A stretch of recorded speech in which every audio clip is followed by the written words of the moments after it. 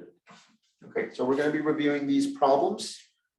Oh, by the way, for the people at home, because apologies for what happened right now about the audio. The moment the audio starts or video or whatever, there's a problem, then don't raise your hand, just interrupt me, okay?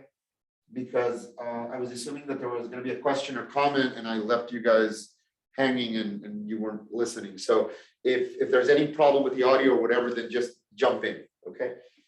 So the bonus for next week is going to be as follows. The bonus for next week. So next week, the bonus is going to be from Monday.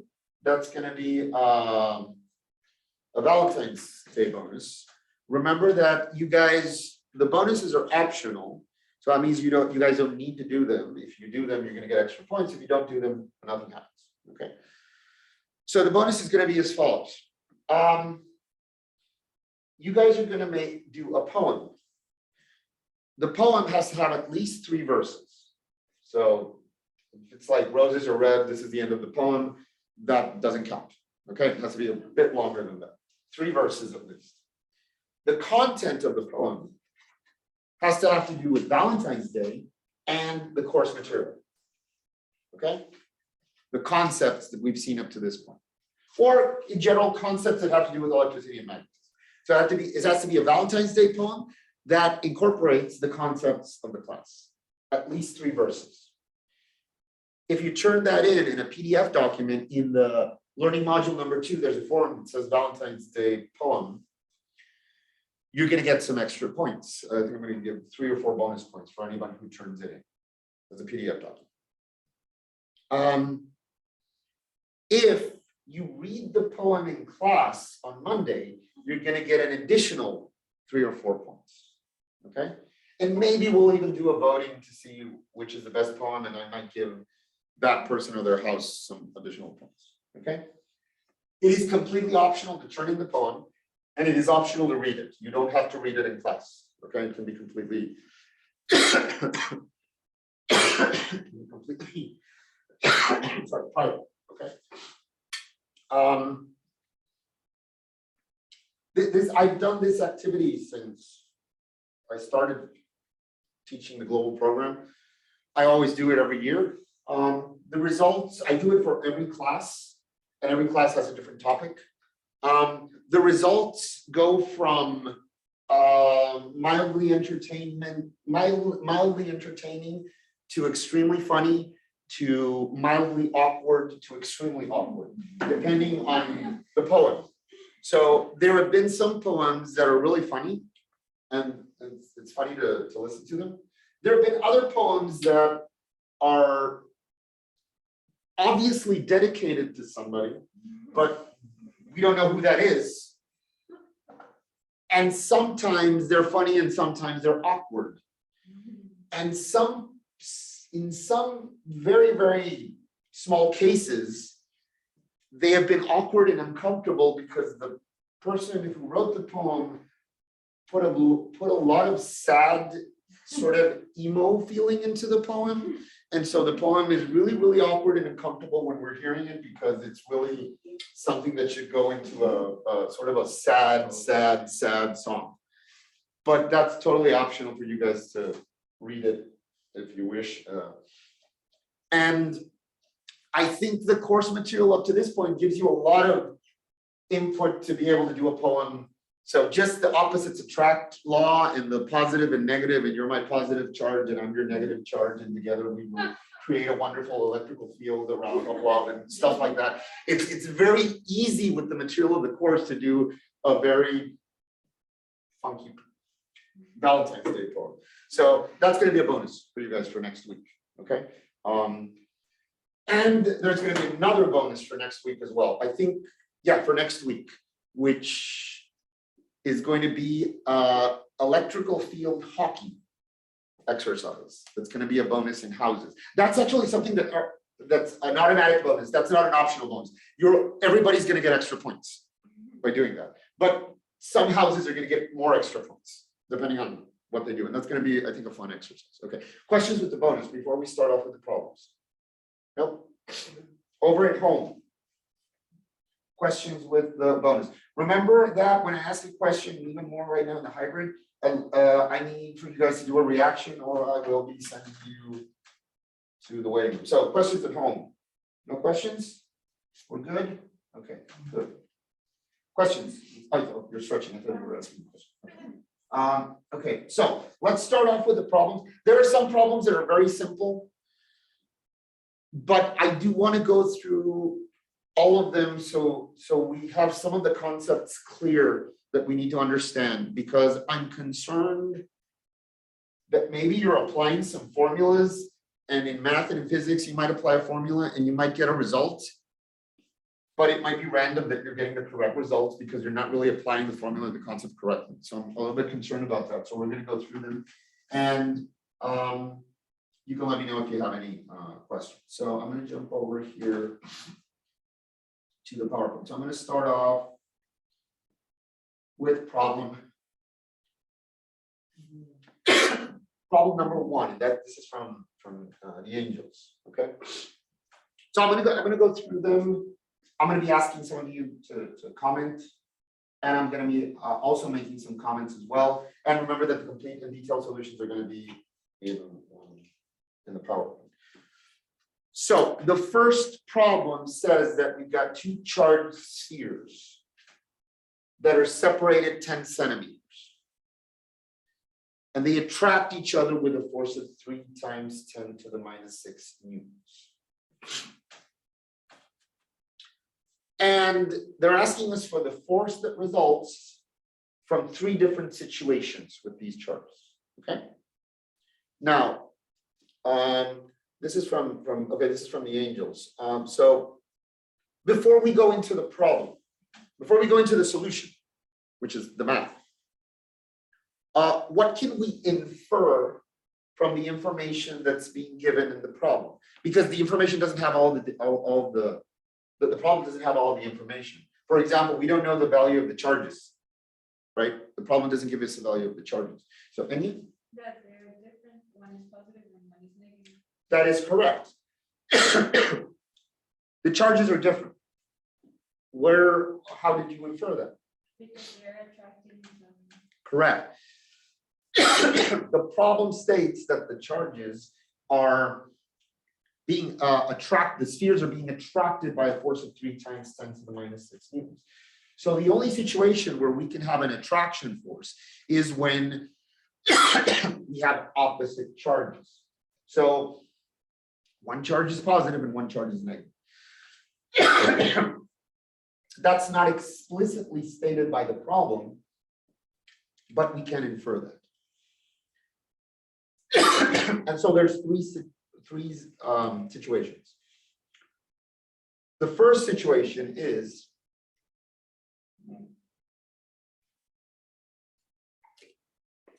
what happens to the force if the charges are doubled.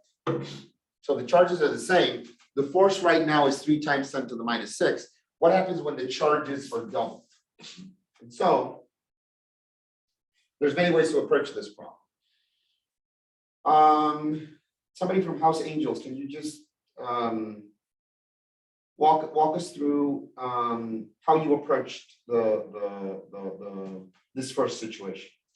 Anybody? Yes, go ahead. First, I used the formula of force equals to the constant times charge A times charge B divided by the distance squared. So in order to find the charge that the problem is asking us for, we have to know what is the charge that it has, because the problem doesn't give us the charge. So there in the bottom, I found the amount of charge that both charge A and charge B had, and then on the right side I applied the formula, and since that is the original quantity for the charges, I multiplied the charge by 4 because, well, I think I'm missing a step for you to be able to understand. Maybe because there I put that it's multiplied by 4, Mhm. but you can also put like before a step that multiplies like, I don't know. Let me, two Yeah, times two, 2 yeah. times 2. Let me help you out there. So the procedure, this is a way to solve the problem. The procedure is correct. Let's just highlight a few things so things are clear. A couple of things. And remember, whenever I give feedback, it's always going to be constructive. Because I genuinely like you guys. If I don't like you guys, you don't want to know evil sources, but I genuinely like you guys. A couple of things. Just for the example, just remember that we've got the folks at home. So the acoustics, even though we try to do our best here in the cloud, the acoustics are complicated. So let's try to kind of shout when we're participating here in the classroom, just for the benefit of the folks at home, so the mic can grab it, because the mics are have a range. I think you were clear enough in the way you spoke. And the other thing, I this is one of my pet peeves when we're talking about team things. I always say this to every student: do this exercise when you are presenting something that was done in a team. I'll always do it. Always say we. Never say I. That's something that right now we're talking about a problem, and it's the impact and risk level is low. But we might be having to do a high level presentation so always, at least that's my philosophy, whenever we're presenting something as a team, we always say we. Okay. Even though maybe I did the problem, we always say we. It looks good. So the procedure is correct. And so basically what was done here is that we know that we have to apply Coulomb's law here. That's the law that relates or that provides the relationship of the magnitude of the force between the charges. We know the magnitude of the force. The force that's being applied is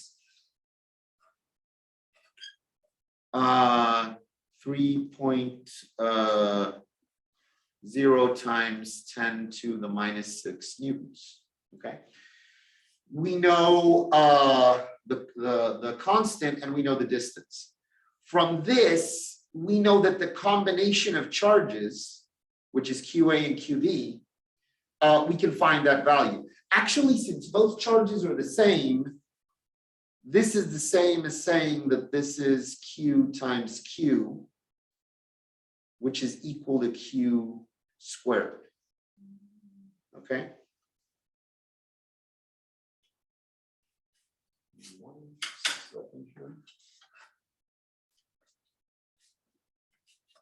Here we go. I'm trying to remember exactly how I did this setup last year. It's actually this. I need to be facing like this, or my writing goes up. So that's actually Q squared. The 3.333 that you found is the combination of the two charges, and it's Q squared. So this is the combination of charges. So actually we could find the value of Q here. And the value of Q would be the square root of the 3.33 times 10 to the minus 18. I think that is in letter B. You use that in the next one. Yes. Exactly. Because that's actually the same charge. We're using it for the whole problem. And so maybe the step that was missing that you're mentioning, yes, that is that over here for the next situation is that the force, the new force, is going to be equal to K divided by R squared. But now the charges have been duplicated. So now we're going to have 2Q times 2Q. And so this is equal to K times Q squared multiplied by 4 divided by R squared, which is basically what we're doing over here. Okay. So the procedure is correct. We're just going to add those steps. Okay. And that way we can find the new force. So actually, if the charges are doubled, the force grows 4 times, not 2 times, 4 times. Okay. Okay. Questions with this first part? Is this clear over at home? Any questions? Okay. Yes, Jose Luis, go ahead, please. I still got clear why number 4. I still, Oh, where the 4 comes from. Okay. yeah. So the problem states the original force is this one. And we've just found the value of the charges, or the square of the charges. But now, for this situation, it says that what is the force when the charges have been doubled? So the original charge is Q. The new charge now is going to be 2 times Q. Are we okay up to that point? Jose Luis? No, okay. Yes.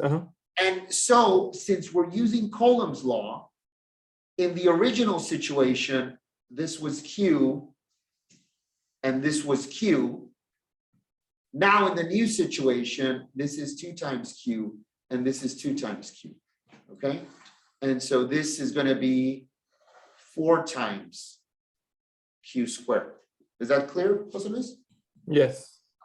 Okay, good. Thank you. How do we know that the 2 charges are the same? Oh, it's a good question, Viviana. I'm going to clear these drawings. I'm going to leave them there because if somebody has a question.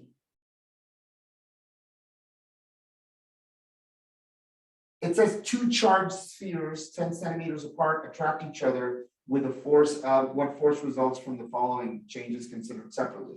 It actually doesn't specifically say. We don't know if they're the same, but it still would give us the same total force at the end. Yeah, exactly. We don't know if they're the same. We actually don't know that they're the same. We're assuming that they're the same. In my assumption, I'm saying that both of them are Q. And we get that result. But actually, in Giselle's analysis, she's assuming that there's a QA and QB, and the product of those is Q squared. Okay? And so, but we get to the same result. Okay? So in this situation, I'm assuming that both of them are the same. So the result is going to be 4Q squared. This is going to be a value that we can calculate. Over here in this situation, it's QA and QB, and still we're going to get the same value, which is 3.333 times 10 to the minus 18. So regardless of the values of the charges, if we double them, the force is going to be 4 times more. And if they're the same or they're different, the result is going to be the same. Okay. Before we jump to B, any additional? Estrella, go ahead, please. Professor, actually, I was going to ask you in the second formula, the second point, where it's the 4, in the force that is on the left side of the 4, it wouldn't be to the second power, or no, because that is already the Q square? Exactly, that's already the Q That is square. equal to Q square. Uh-huh. To Q Okay. square or the combination of the 2 charges, exactly. Uh-huh. Okay. Okay, thank you. Okay, good. Any additional questions with this first one? Okay. I'm going to clear this. Now let's go to the second one. The second situation that we have here.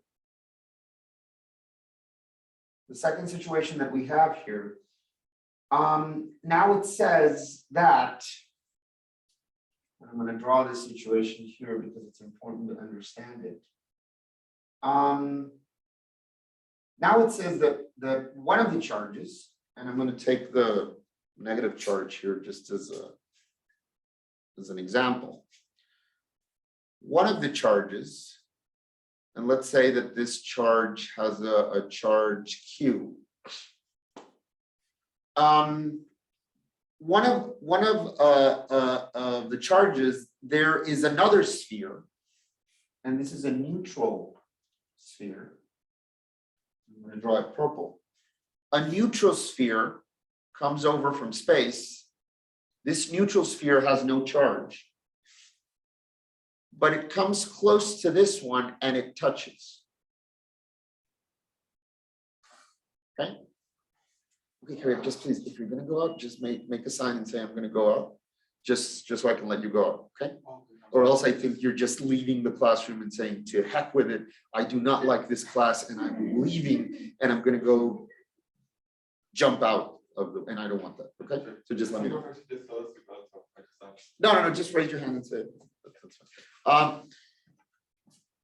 So that situation where we've got the neutral charge and we bring it over and touch it to the sphere that does have a charge, something's going to happen. What?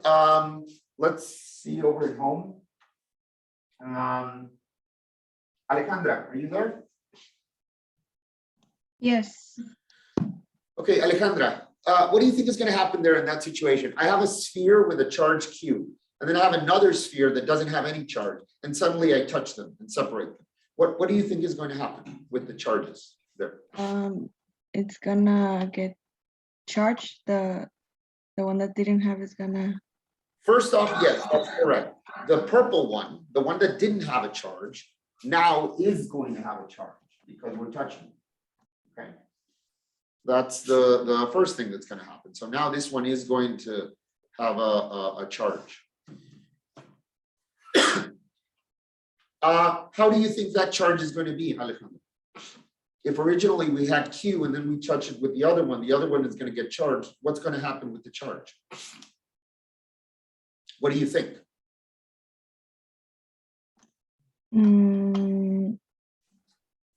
It's gonna decrease or?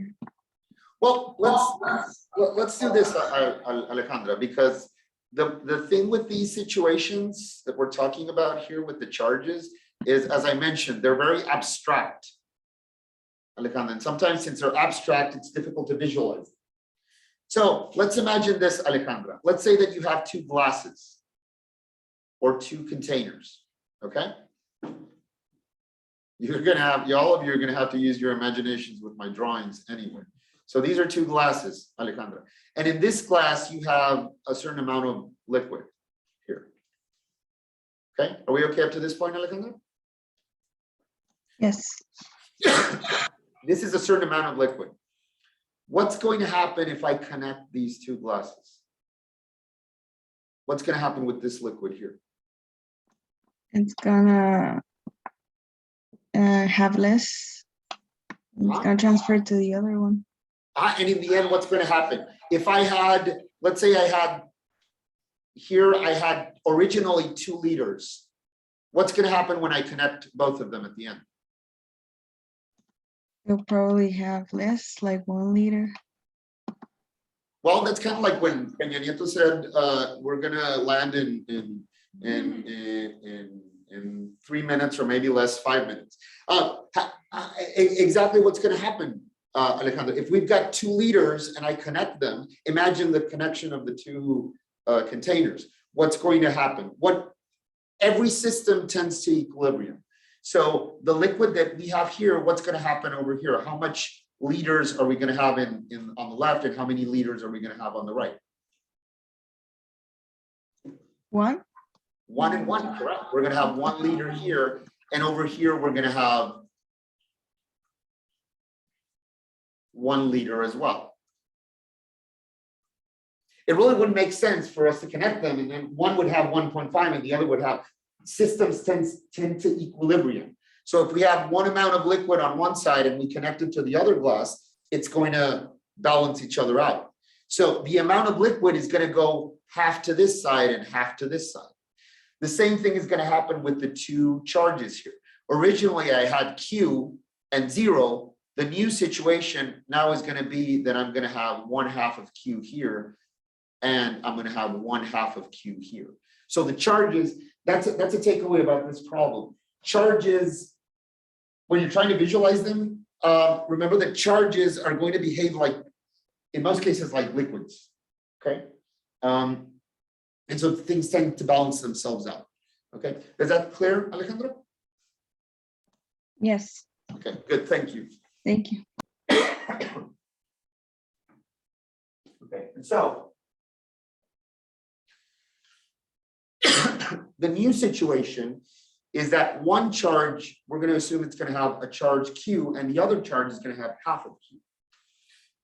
The rest is just math, finding the value of the charge, and the original charge, this one is going to be the original charge Q, and this one is going to be half of Q. And applying the Coulomb's law, we can find the new force, okay, which is basically what was done in this procedure. Okay. Questions with this one? Again, some of these problems we're going to need to use some visualization. Okay, and again, we're talking about things we can't see. So sometimes the analogies with fluids are going to be useful. Okay. Questions with this one before we go to the last section. Okay. Okay, let's go down here. And the last situation is very straightforward. In the last situation, if I'm not mistaken, it says that the distance is, the separation or the distance is increased. So we already have the combination of charges. We found that previously. We know that the combination of the two charges is this value. That's going to be this combination here. And the only difference is that now the distance is, it's going to be a new distance, which is 0.3. And applying Coulomb's law, we can find the new force. Okay, assuming that the calculations are correct. And so we notice that depending on the different situations, we have an original situation where we've got 3 times 10 to the minus 5 or 6 newtons, I think. If we double the charges, the force is going to go 4 times larger. If one of the charges is reduced, we're going to see that the force is also reduced. And if we modify the distance, the force is also going to be affected. And those are the things that we mentioned that affect the forces on charges, the value of the charges and the distance. Okay. Okay, questions with this one? Are we good up to this point? Yes. Okay, over here, over at home, some reactions. Good. Okay. Okay, now I believe problem number 2. Problem number 2, we had, I think it was Power Rangers that had problem number 2, right? Yeah. This is a very straightforward problem. So the problem says that we've got an electrostatic repulsion between 2 small positively charged objects, A and B. They're telling us that it's positively charged. They both need to be the same sign for it to be repulsion. Okay. The force is 3 times 6 to the times 10 to the 5. Oh, by the way, I noticed this in the exercises that you guys did. Please put the multiplier or else it's confusing. So please remember to at least put here 10x to the minus 5 at least, and do an superscript of that, or else it's 3 times 3.6 multiplied by 105. Okay, it's confusing. Okay, we're going to be using a lot of scientific notation there, so remember that. Okay. Okay.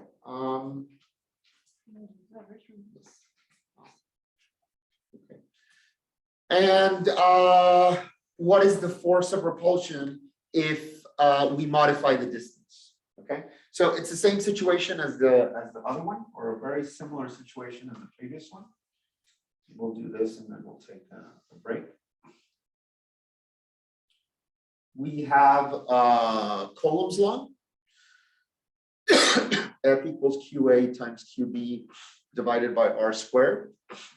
And similar to the previous one, we consider that QA and QB, we don't know those values. So we find the value of that product, QA, QB, and this is basically this value here.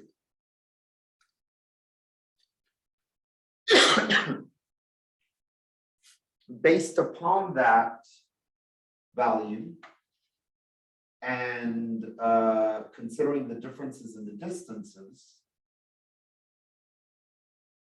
or using using the force, what you guys did here, if I'm not mistaken, is that you first found the value of the charge. And in this case, you're assuming that both charges are the same. And that's an assumption we can make.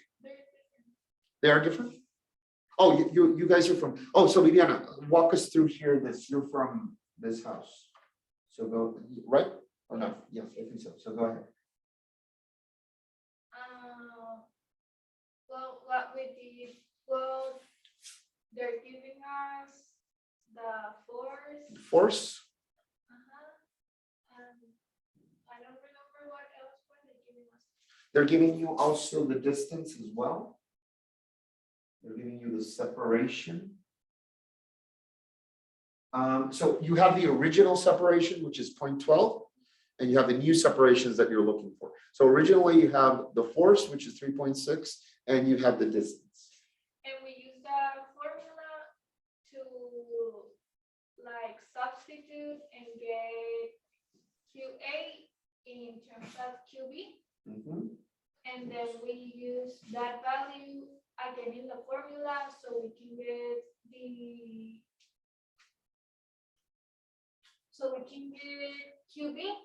Mhm. And then with one column, according to your calculations. Mhm.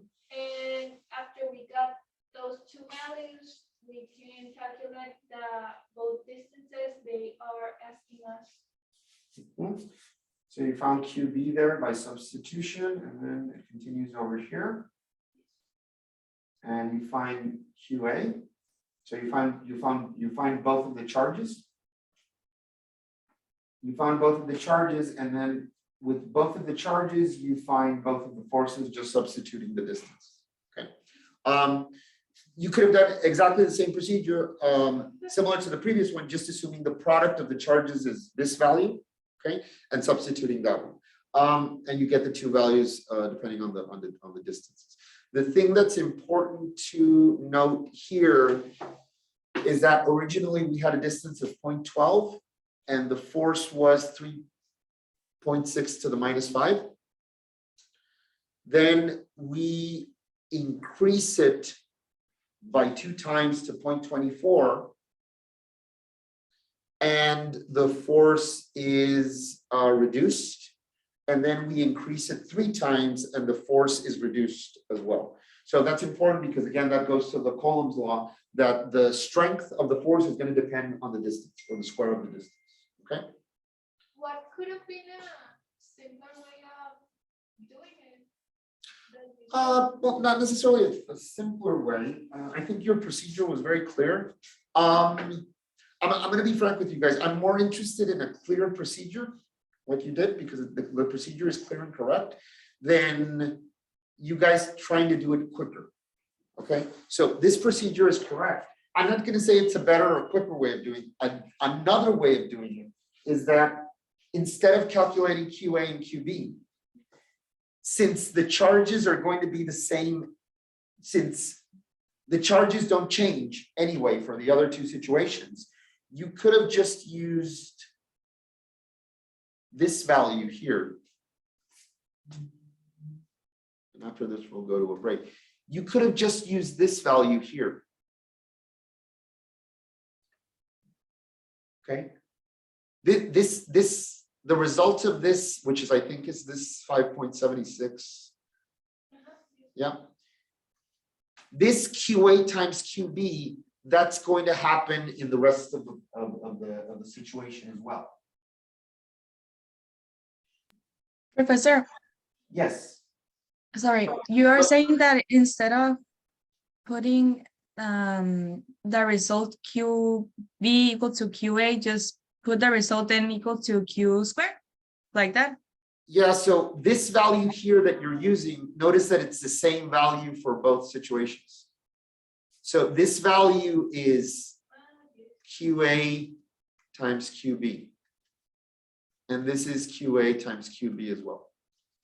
So you, another way of doing it is that you just could have gotten that value and substituted there because the product is going to be the same. And by the way, the way you guys did it is that you found the values of QA and QB, and you found that one is one column and the other was the 5.77, etc. You would have gotten to the same result, assuming that the two charges are the same end result of the forces, because it's the same situation as in the previous problem. We don't know the values of the charges, but we do know that the product of those two, because of the formula, is going to give me a certain value. So there can be an infinite number of combinations of that product. Does that clear to everybody? So if I have, and I'll give you the complete 10 minutes in a moment, don't worry. If I have QA and QB, and I don't know the values of those two, but I do know that this is a certain value. So I know the result of the product. I don't know each of the values. There is an infinite number of combinations of those two values that can give me that result. And one of those infinite combinations is that the two of them are the same. So that is a mathematical assumption that we can make that is correct. Okay. The other is to assume that they're completely different and find the values. And notice that one of the values was 1.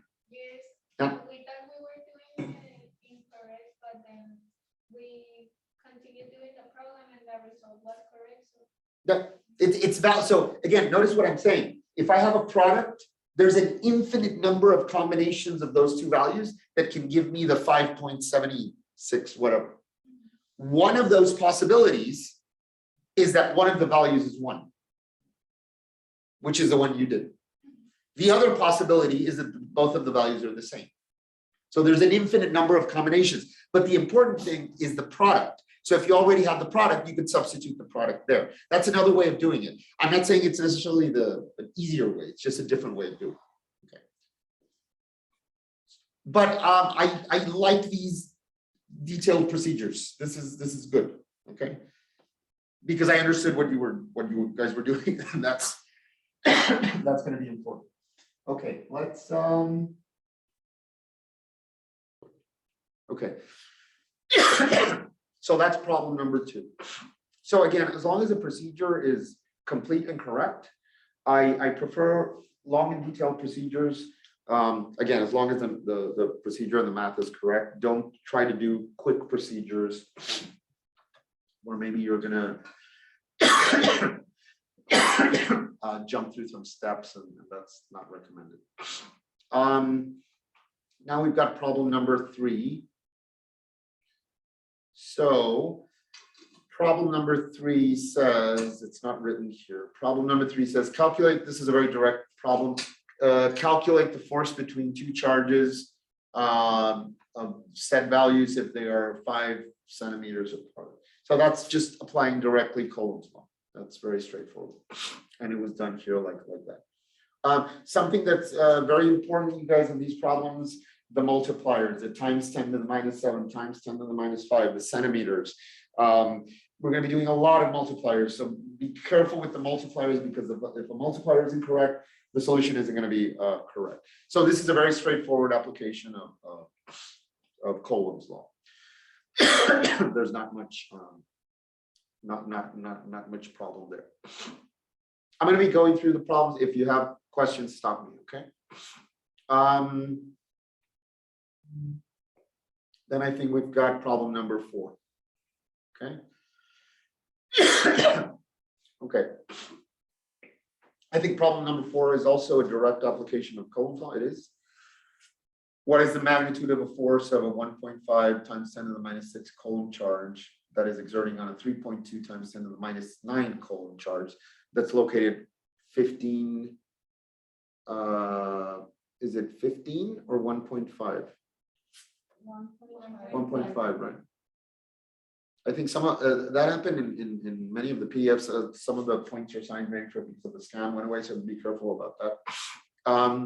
So this is a direct application of Coulomb's law. Notice something there. Do we know the signs of those charges? No. We don't. It's not giving us the signs, I believe. It's just giving, or is it? No? Well, we could assume they're positive because they don't have a negative sign. We can assume that. But we don't know. We don't know the signs of the charges. If we don't know the signs of the charges, we don't know if it's do we know if it's an attraction or a repulsion force? No. Well, we don't care because what they're asking us is the magnitude. We just want the magnitude of the force. For this problem, at least, we don't care where the force is going or what's happening. We just want the value. That's important to remember because Coulomb's law gives us the value, the magnitude. The direction, the sign, that's given with the interactions of the free body diagram. Okay, so that's problem number 4. Then we've got problem number 5. I'm going to make this a little bit smaller. It says that 2 spheres are 4 centimeters apart. They attract each other. If they attract each other, we know that the charges are different. Okay, it's an attraction force. The charges are different. Determine the magnitude of the charge on each if one has twice the charge in the opposing sign of the other. Okay, so we've got 2 charges, Q1 and Q2. The separation is 4 centimeters, and we know the force. And we want to know the magnitude of the charges. So basically what's happening here is that if we call or we say that we have Q1 and Q2,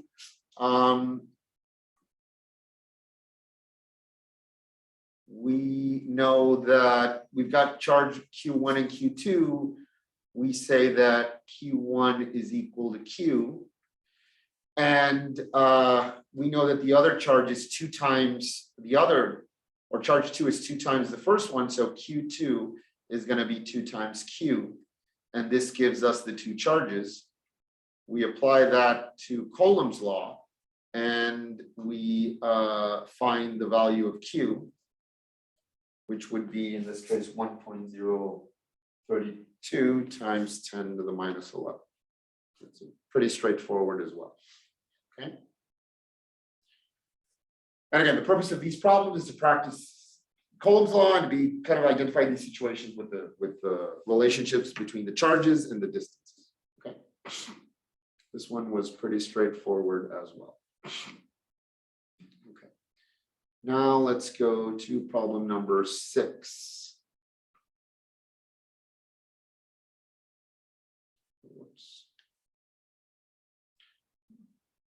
Okay, so problem number 6 says that 2 equal charges of the following value, 111 times 10 to the minus, I think, 8, experience an electrostatic force of 4.2 times 10 to the 4 newtons. How far apart are they?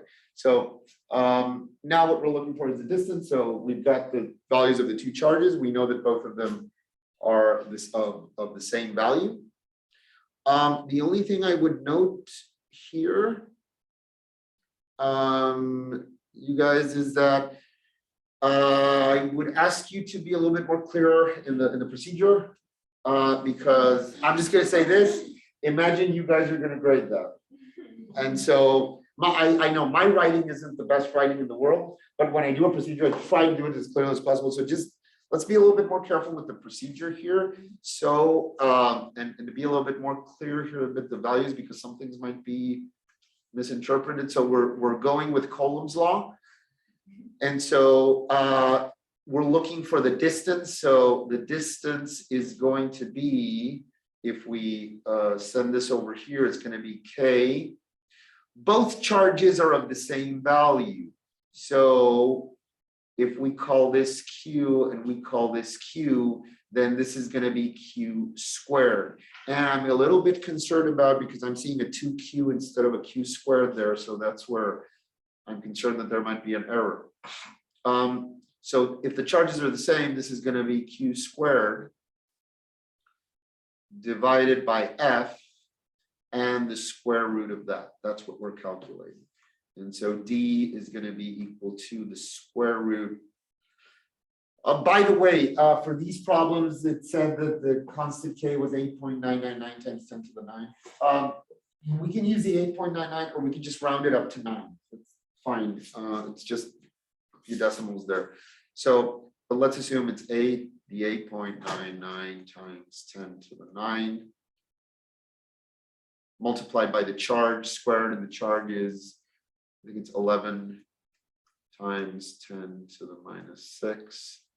And this is going to be divided by the force, which is 4.2 to the 4 newtons. Okay, and this is going to give us the distance, which I'm not sure. I'm assuming that calculation is correct, but let's check it over here. Problem number 6.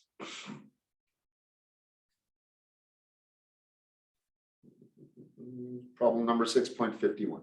Yep. Assuming it's correct. Okay. So let's just be a little bit more clear with the procedures, you guys. Okay. Okay. Questions up to this point? Okay.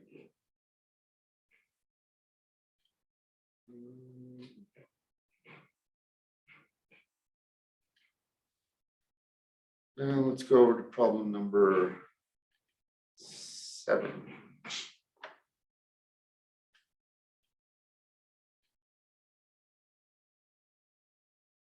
Oh, who had 7? Oh, Angels. We don't have 7. You don't have 7? I think I went 1 for. I think it's the other one. Maybe it's turned down for what? I think.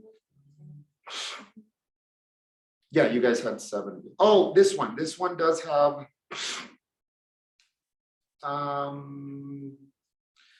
This one also has, I believe, a bit of a procedure. Well, the result is correct. I just wanted for us to be clear and understand what's happening here. Okay, so one thing that's important here, we're talking about electrical charges, and the unit for electrical charges are the coulombs. Okay, the coulombs, that's a unit. However, electrical charge is really an excess or a deficit of electrons. So well, not myself, let's say that this is the body, this is the object. If this object is neutrally charged, it means there's a balance. It doesn't have more or less electrons. It's balanced. It's 0 coulombs.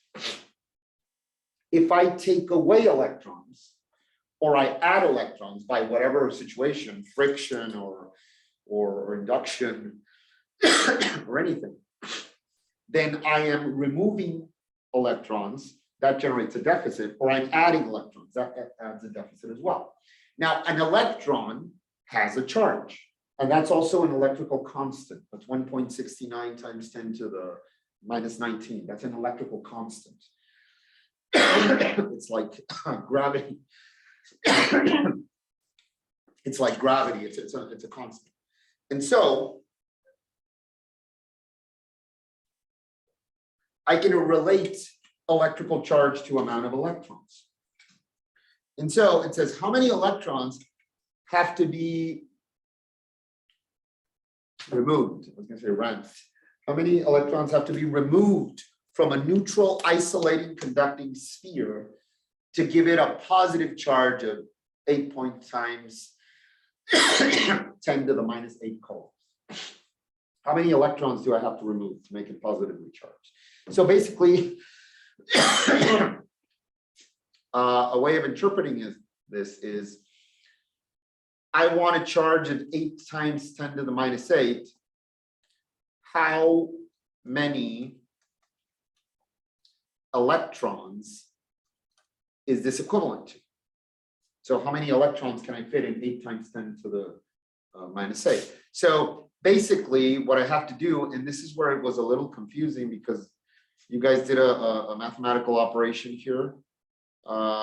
And I think you're trying to do I don't know how you say it in English, a regla de tres, a rule of three.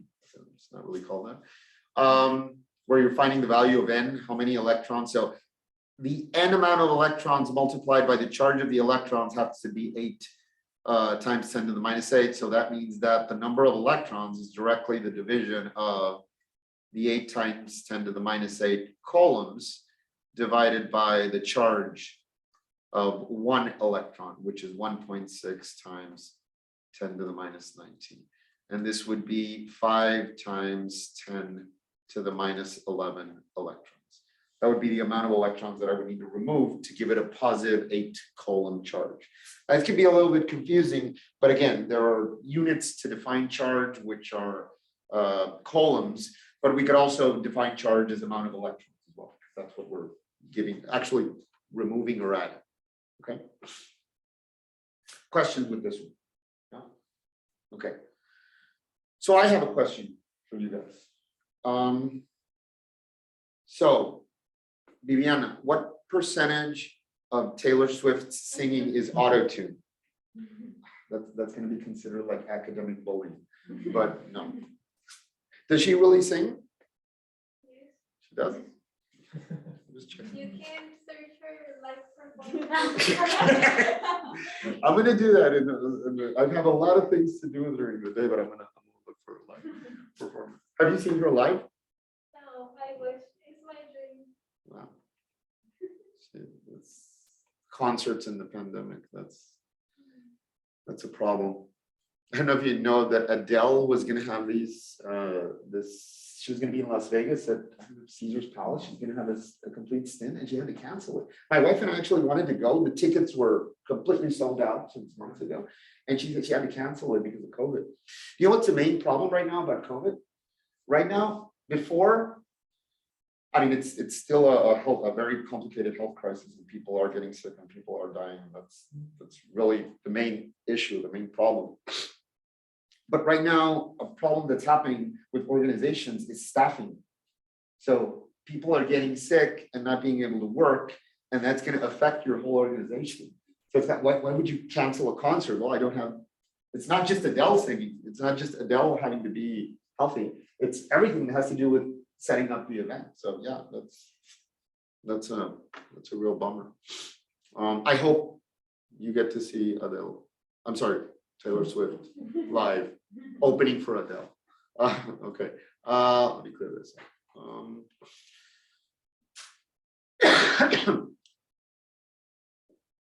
Problem 7. And over here we have problem number 8. So this is a similar problem, or a problem that's related to the last one. It says, what is going to be the force of electric repulsion? That means that the two charges are of the same sign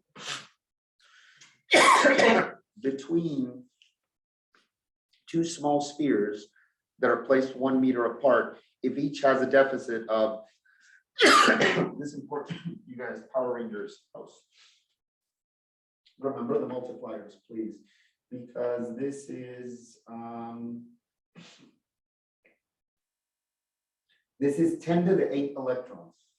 Okay, so it's not 108 electrons. So this is 10 to the 8.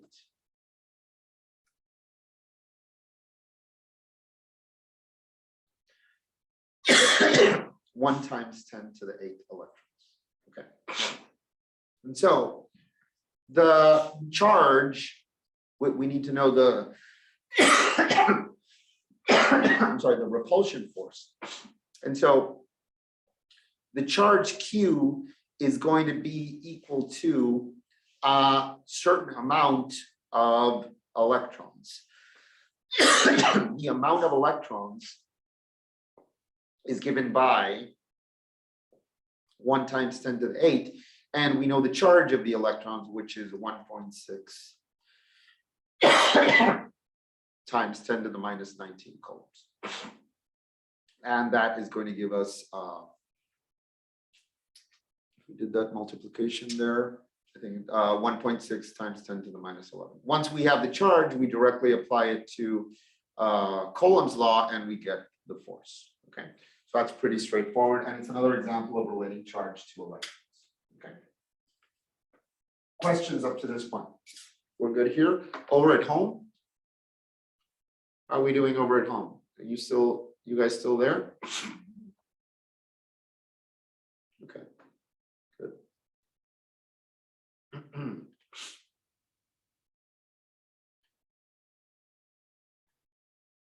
You know what would be interesting, but I don't know if we could do that. I know it can be done, but my brain isn't technically thinking about those things right now. But is it possible to create like a common playlist where everybody would just like put a favorite song and the rest of us could listen to that? Yeah. That we could do that in like in Spotify or something like that? Yes. Let's just do that out of curiosity. Can somebody set that up? And everybody just add one song that's their favorite song, and let's listen to that. Let's listen to that, the rest of us, so we know we find out about new music. Okay, because that's actually add something from Kanye, add something from I'll add something from whatever, add something from Valentina Elizalde, whatever you want to add. Let's do a common playlist. Let's just add one favorite song that we want to share. And let's listen to it just to maybe we'll find out about new music. And that's something I recommend for you guys because we're sometimes so focused on the music we like. And there's a lot of great music out there. There's a lot of great music out there. That's really cool. So let's do that. And share that through the WhatsApp group or whatever. Somebody can set that up and we'll add that. It'll be fun. Okay, let me clear this. It's in the group. Perfect. That's the sort of proactive attitude that we need. Perfect. Thank you. Yes, I'm gonna think about what to add. It can be your favorite song, or it can be a song that you like right now, or whatever. Let's make that playlist large. Let's see what happens there. By the way, well, I'm not going to add it to this playlist, but because it's going to be related to a future bonus. There's actually I like heavy metal or hard rock. There's actually a band, and this is actually a band, and they were successful. There's a band called Tesla, that they're a hard rock.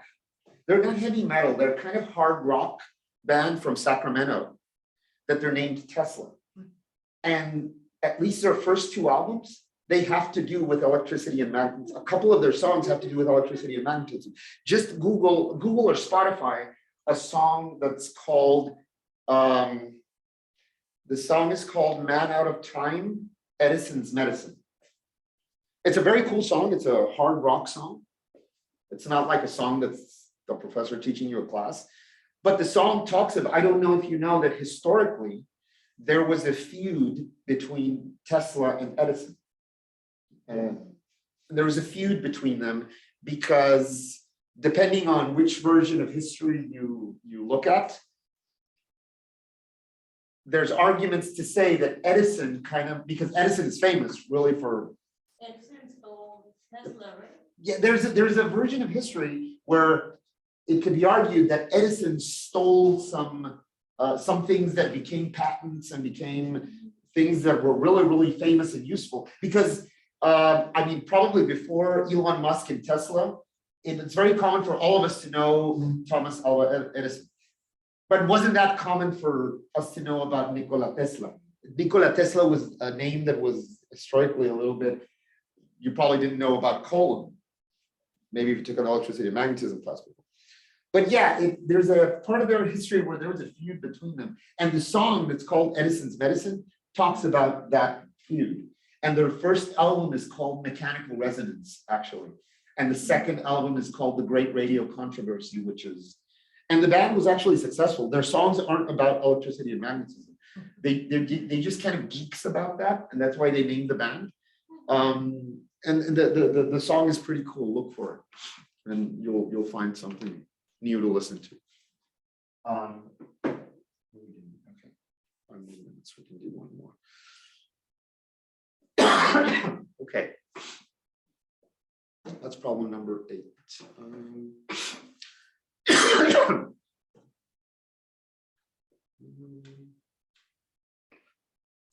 think you guys also had problem number 9, right? Yeah. Now, here's where we're going to start getting into two-dimensional. Well, the two spheres on the same line is two-dimensional, but we're going to be starting to see some problems that are two-dimensional problems that have to do with forces interacting with each other. And this is a problem where I do have to make an observation because there was something here that the interpretation wasn't correct, that we have to be careful about. So first off, it says that two identical small spheres of mass 2 grams are fastened to the ends of a long and flexible insulating fishing line. It's important that the line is insulating. Insulating means that there is no possibility of electrical, like the two charges, the two spheres that we saw in the previous problem. There was one sphere, and if another sphere touched, the charge is distributed. That's because there was electrical contact between them. If I have the sphere that's hanging, the line needs to be insulated, or else the line is going to transmit electrical charge to the other surface. So that's why it mentions that it's insulating. Something that's insulating is going to separate electrically one object from another. The fishing line is suspended by a hook in the ceiling at the exact center. The spheres are each giving an identical electrical charge, and they are in static equilibrium. So if both of the spheres have the same charge, it's going to be a repulsion force. And instead of them being touching, they're going to be kind of like the image over here shows. They're going to be separated by a certain force, and they're going to be kind of like hanging there. And the angle that's created that's going to depend on the force is 30 degrees between them. Calculate the magnitude of the charge on each sphere. So we don't know the magnitude of the charge on each sphere. Okay, but we have some information there that can be useful. Okay, so I'm gonna zoom here on this one and make some notes here. And again, the complete and detailed solution is going to be in because some of these need some corrections here. This is the situation. Is the situation clear to everybody? This situation here, the two spheres are hanging, and there's going to be forces interacting here. That's important to note. Okay. And so we have some data here. So this distance here is the length of the string, and that's the 0.3 meters that we have there. The two are separated by a certain distance. Do we know that distance? No. We don't know it, right? That's the one you're calculating. Okay.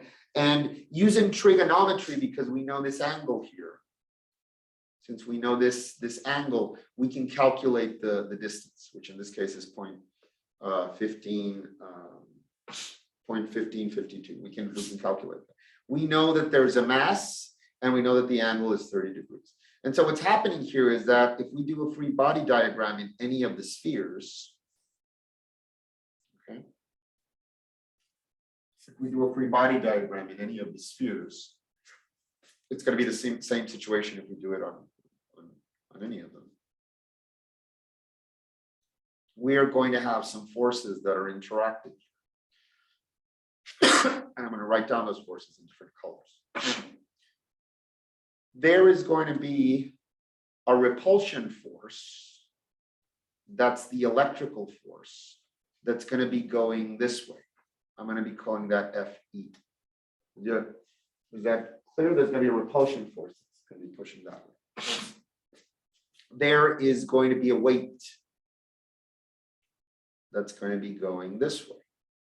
That's the weight that's equal to the mass times gravity. Okay, and we know the mass and we know gravity. Okay, and then there's also going to be a force because of the string. there's going to be a tension force because of the string here.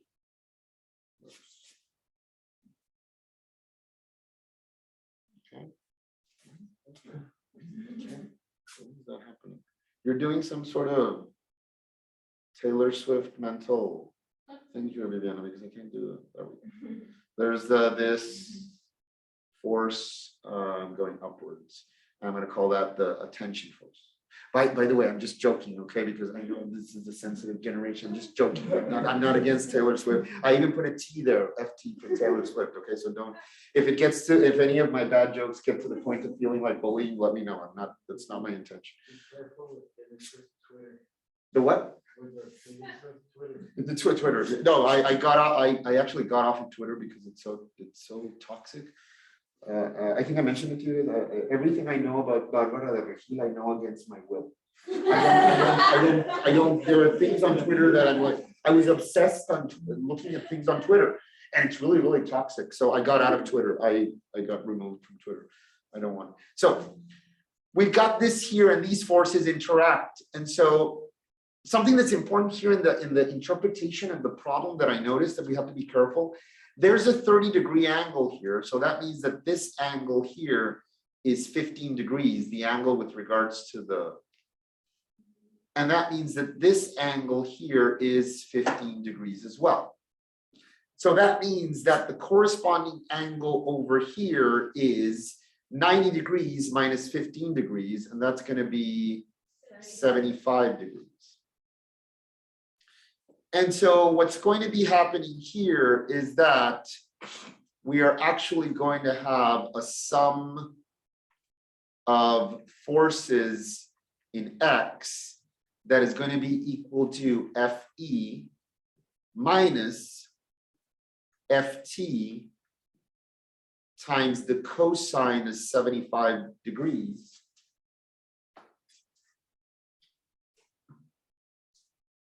and this is going to be equal to 0 because we have equilibrium.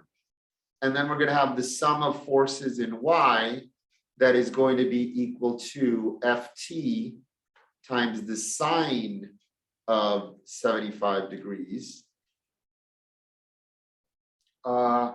minus the weight, and this is also going to be equal to 0. Okay. Something we know as well is that there's going to be a relationship between these forces.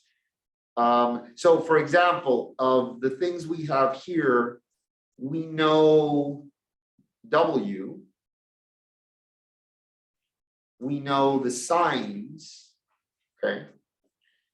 And if we know W and we know the signs, we can find the value of Ft from here, okay?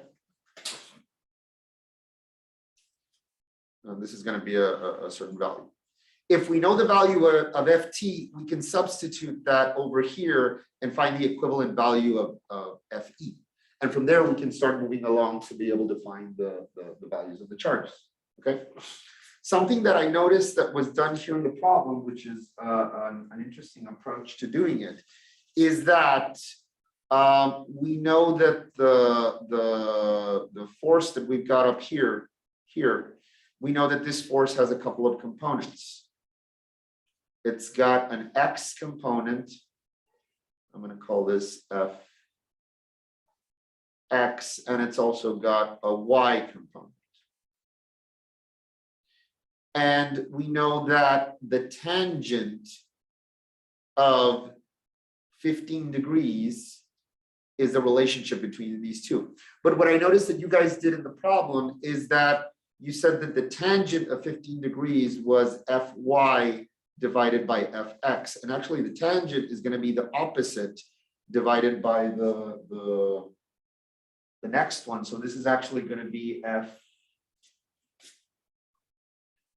Fx divided by Fy. Okay, so that's a note there that we have to correct with that problem. Okay, we're going to, we're going to continue this problem on Friday.